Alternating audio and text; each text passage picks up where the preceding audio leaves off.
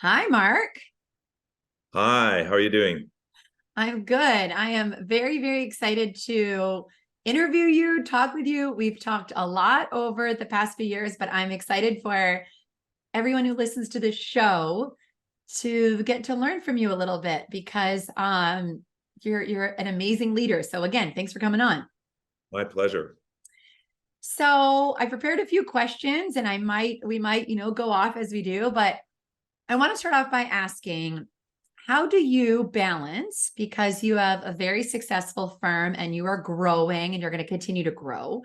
How do you balance focusing on driving business results and having positive relationships and really just focusing on everyone that works with you and for you? Boy, I think that the imperative that I've become very, very attuned to is communication is key. And it's key because you want to ensure that your team knows where your head is at and do a check-in with everybody in order to uh, see that they're comfortable with where the business is going, that they understand what the goals of the business are, and that those are clearly communicated to them, and that you address any concerns that may be arising for them, because you can't over communicate. In my view, it's really one of those things that is so helpful in keeping people comfortable and motivated, and also on side with where you want to direct the business. Mm-hmm. It's interesting. I give the example of when we had our policy manual introduced, and we've got a clean desk policy. And we didn't sit down and actually walk everyone through all of the policies and what the purpose of them was.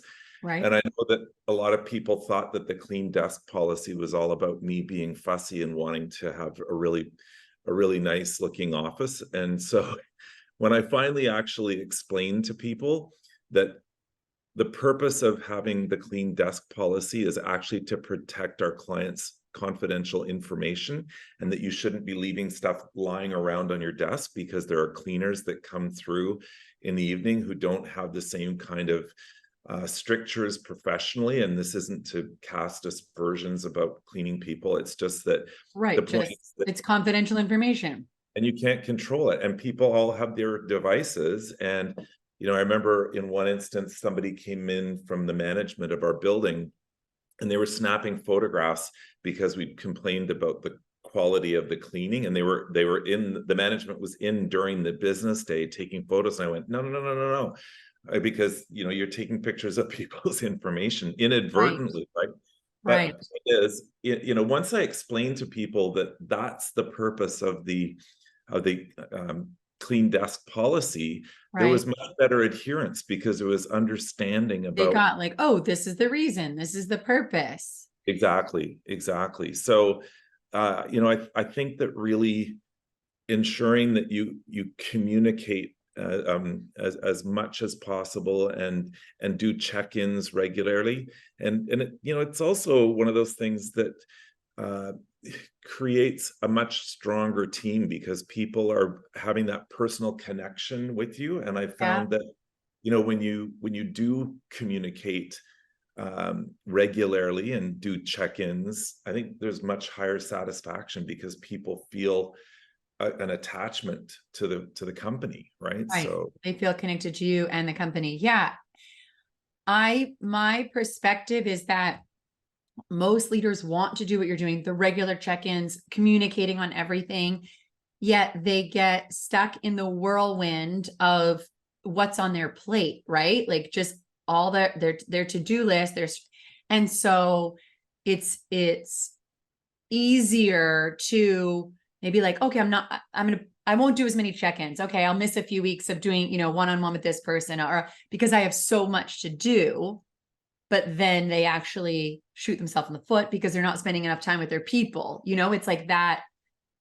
Yeah, that sort of trap. But it sounds like you just know that spending that time makes your business run smoother. And like you said, everybody's more motivated, that you don't necessarily get caught in that that thinking of those actions of not spending time with people. But I think it's important to try to do the one-on-ones, whenever possible. But Yeah. we're about to become a 90-person firm, and for me to do a check-in with everybody, once a month is impossible. Oh, It's just no. You got to have, yeah, every different people do one-on-ones with different people. Right. exactly. So, but it is important for the whole team to at least get some face time with you. And of course, Yeah. we all learned during the pandemic about how helpful this platform Zoom can be in order to have the opportunity to meet virtually and get everybody into a room, a virtual room, albeit. But Yeah. we're at a size now too where there really are few rooms that we can actually all meet in, unless we go to a conference center or someplace, where we've got a massive meeting room, because we don't have the capacity at our firm. Because Right. similarly, what happened with the pandemic is we reduced our footprint. So, we've got more people, but we have less space. And so the in-person stuff is a lot less frequent. And, Using virtual. that's one of those things that also, you should be trying to meet people in person whenever possible, because that does help with the connection. And I've learned, honestly, in the hiring processes, that nobody gets to come on the team, virtually nobody, unless we've actually had an in-person, because there's Mm-hmm. something that does get lost through the virtual medium. And unfortunately, you don't get the same sort of sense of a person until you ultimately meet them in person. And Spend time in person. Yeah. I've made some hires where after the fact I've met the person and we didn't have the in-person meeting before, and as soon as I meet the person, it's that visceral part of me goes, oh. So interesting that virtual. Yeah, that's really, no one's talked about that on this podcast before. So I think that's a really, really valid point. And as you said, the in-person when you can, but then using virtual to just keep people connected. And I know you quite well. So I also, something you didn't say, but I want to share that I think is valuable to listeners is I believe that everyone who works with you and for you gets to know who you are personally. You like, you joke, you laugh, you like tell funny stories, and you could be self-deprecating. You will, different things or things that you set, so that I don't get the feeling, and maybe I'm wrong, but I don't get the feeling that there's like a work persona, and like everybody just knows you, who you Yeah, really are. absolutely. Right. And the thing that I try to do with every recruit in the firm, no matter what position they're in, is to have, sometimes it's a group meeting, but I do like to have an in-person meeting where we sit down and it's 15, 20 minutes, where I give the people that are joining the firm my background, the history of how the firm evolved, so that they get a better understanding of its whole genesis and the way that it developed, so that they don't misapprehend who I am, because I know it's pretty typical of people to, we start to have our own sort of scenario that we build in our minds about what somebody's background likely is. Gee, I'm a Right. lawyer, head up a firm, so I probably had a dad who is a judge or a surgeon or something like that, which Right. is not the case, right? And I wasn't born to the manor. I grew up in a tiny little shoebox of a house in a small town of 3,100 people, and so I wasn't a big city boy. And where I came from was really humble beginnings, where I had a great family, thankfully. But it's funny, what people always get a laugh at is that where I grew up, people have valley talk, and because I grew up in the Ottawa Valley, and people talk like this: "Hey, good day, how are you now? I'm going down to the bank and I'm taking some money in my bag, and then after I'm done at the bank, I'm going to go and look for a job on the bulletin board over at the employment office." And that's how people talk That's where what I grew people up. thought. Yeah. And my parents grew up in that town too, but we were taught, no, you need to enunciate your words. But it was, I had a great upbringing that way, but it was a very simple community. Yes. So Yeah. Which there's yeah, I grew up in a really small, there's Oh God, we could do a whole show just about the values and benefits of growing up in small places. Okay, Absolutely. so And thank you. downsides too. Yes, yes. Thank you for sharing all of that. So, one of my sisters is a lawyer, and I've got to know, different lawyers through friends, and then also, working with organizations such as yours. Um, Lawyers work a lot of hours, most of them, and also have consistent levels of stress, high levels of stress. So, how do you support lawyers' well-being so that they don't burn out? And I know, and the research shows that when we're well, we do our best work. If you are super sleep deprived, not eating right, never see your family, hard to do your best work, right? So, as someone who leads this organization, because I know that you care about people a lot, how do you ensure that people are well? So this has again been one of those things that I've learned over time through trial and error, and how do you monitor people in a way that looks after them. And I've worked with our COO more recently, and before I was doing it myself, and that is, we do monitor people's timekeeping. And so if you see someone is an outlier and they've got insane amounts of time that are recorded or insane amounts of time that aren't recorded, it's an alarm bell for us, because that they're either over recording because they're workaholics, and that's something that needs to be addressed with the timekeeper, or alternatively they're not recording at all, and that could be because of something that's going on with them personally, or it's a performance issue, or and so both ends of the spectrum need to be monitored.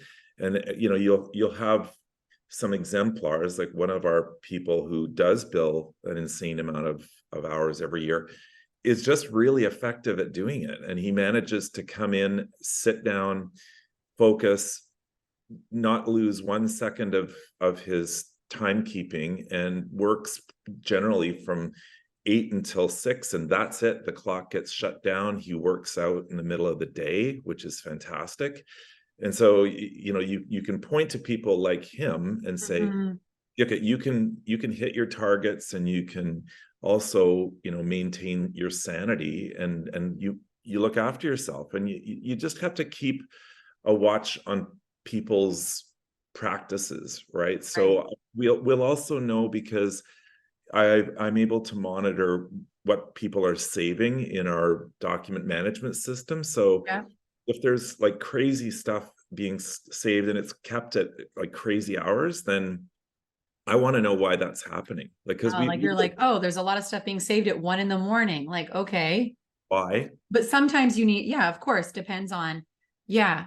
And do you also look, I was reading something recently because people have asked me about, having your employees feel happy, but like the different generations, right? So I think of like, there's some people that they're at a stage of their life where it's like, no, I want to, I want to do 70 hours a week, and there might be someone else. It's like, I'm caring for an elderly parent right now. And so that's a different life stage, or, of kind of like what's going, I have a new baby, or, that sort of thing. But I love that example of the person you just shared that sounds like just works very smart and is very efficient. That's a Yeah. great example. But that comes back to the importance of the check-in, right? Because Right. by having, again, the conversation, the importance of communication, where are things at? What's your happiness level? Are you happy? And I've tried to create a safe environment at the firm where people can talk about anything. And I have a recent example that really highlighted for everyone in the timekeeping group, and actually others, when one of our lawyers decided to go to another firm, and I was so heartbroken, because she's a fantastic lawyer, she was a great team member, but she hadn't wanted to come to me to tell me that the practice area that she was working in was really not her thing. And Right. so she went out and got another job, and when I sat down with her to try and beg her to stay, she was stunned because I was telling her about things that were coming up at the firm, changes that were happening, a new lawyer coming who's bringing a whole new practice area to the firm, plus us acquiring another firm, which is with something, and she was just like crestfallen, and you could tell by her face that, wow, what a mistake. I said, well, you should have just come and talked to me. Like, this is a conversation that's safe. And so I've told people at the firm, and in her farewell party, I said, gee, I was so sorry that she didn't tell me. And she said to everybody, he's actually being honest, that if you're not happy with what you're doing, come and talk to him, because I want to support the team. It doesn't matter. It may not always be something I want to hear, but no one's going to go in the penalty box if they're coming to talk about a difficult topic. Like, I want to do a different. Yes. Because I want to support everyone on the team in whatever way I can for them to flourish. Because if you're not happy in what you're doing, then that's going to come through. And I want people to have what I've got right now. I mean, I'm living my ideal life, right? I mean, I love getting up and going to the office, whether it be virtual or in person. And I just love what I do, right? So I want people around me who love it. No, that piece about safety is such a good reminder. And it's also a reminder for all the leaders listening that you need to remind people that it is safe, that you can come to me, because, there is, whether it's like changing of how organizations work, how like the future of work, and not all organizations do have that psychological safety. So I think even if it's just once a quarter, like reminding everyone, hey, if you're not happy, if there's something you don't like, come tell us, come talk to us, and just keep reminding them, because potentially at their previous place, they didn't have that, or they've never had that. So that's a really good reminder. So what advice do you have? Let's say there's someone's listening that is struggling with, could be a law firm, could be another type of organization, and they are having consistent unwanted turnover, and their team's not super motivated, not super engaged. What advice do you have for someone that goes, yeah, I know that, they're doing their best, but it's like the team is not that well?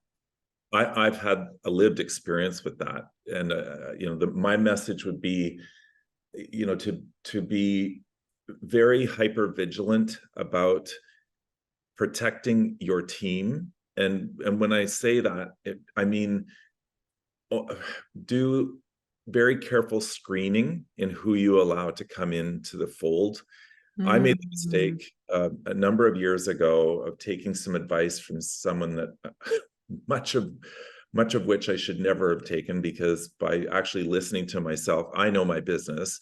They're a very successful business person in their own right in their business area, but the word to me had been, just put bums in chairs, and what, that's the biggest mistake you can make. Such a good point, Mark. Yes. It's like, put the right people on the bus. Like, to quote From Good to Great. It's just so imperative that you have a solid team and people that fit with you and your values.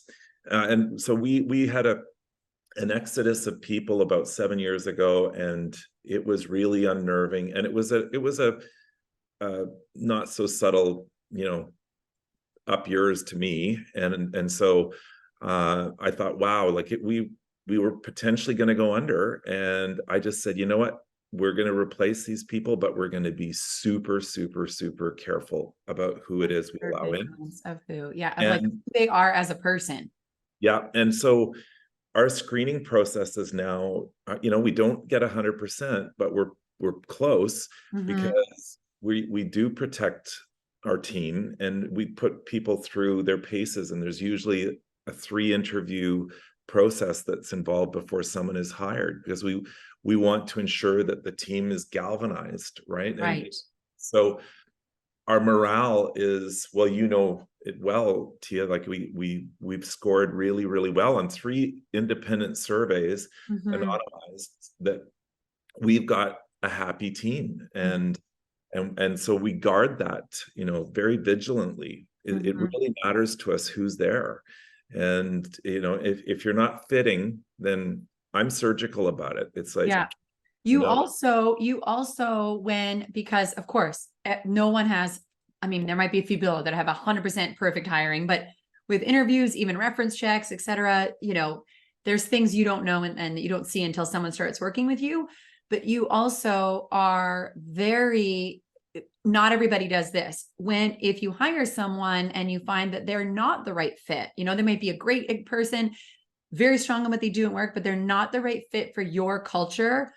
They're not staying with you for a year. And a lot of leaders think, oh, well, maybe we could change him. Maybe we can make it fit. And and so. No, don't. Yeah, you don't. So that's a really, really good in terms of, just protecting your culture, being hyper vigilant, because it is the people that make the culture. Yeah, absolutely. Yeah. Absolutely. And Yeah. it's that old saying, one bad apple spoils the whole bunch. And it's because when you get a toxic personality in the environment, you got to get rid of them. It's just, and people respect it when they see that you're, trying to ensure that they've got a happy work environment. Yes. It really matters. And in that, it comes back to how everyone is communicated to. So, oh, yes. Okay. I have one last question for you. So you are a very busy executive. Again, firm is growing, lots going on. What are some specific behaviors that you do, could be every day or every week, to support you having a positive and optimistic mindset, to support your happiness and well-being? So, and it could be before work, during work, after work, weekends, but what are some actions that you do? Well, the age-old sayings. It's like, eat well, sleep well, exercise, the important things that do help to maintain your sanity, because I notice it immediately when I stop exercising, because I've gotten too busy, and you pay for it, right? Because it actually negatively affects your energy level. So it is imperative to everything in moderation too, like drinking, and you want to eat healthy, but it doesn't mean that you deprive yourself. I mean, I enjoy an occasional burger or what have you, that would not be a daily thing for me, but right, you do want to eat such that you're providing the right fuel to your body, right? It makes a big difference. And then on the personal level, I really try to surround myself with positive people. positive, social circle. I've got a really positive social circle, and that it doesn't mean that people won't have issues arising in their lives, but it's the nature of things, especially as you age. Because of course, now that I've hit 60, I've got people who are around me who have lost. I mean, we've lost my spouse, and I've lost all of our parents.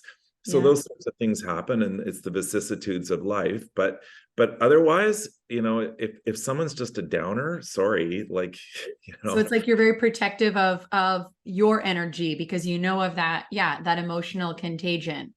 And it's incredible, because we've had some really fantastic hires over the last few years. It's just the team has really evolved in a positive way. Yeah.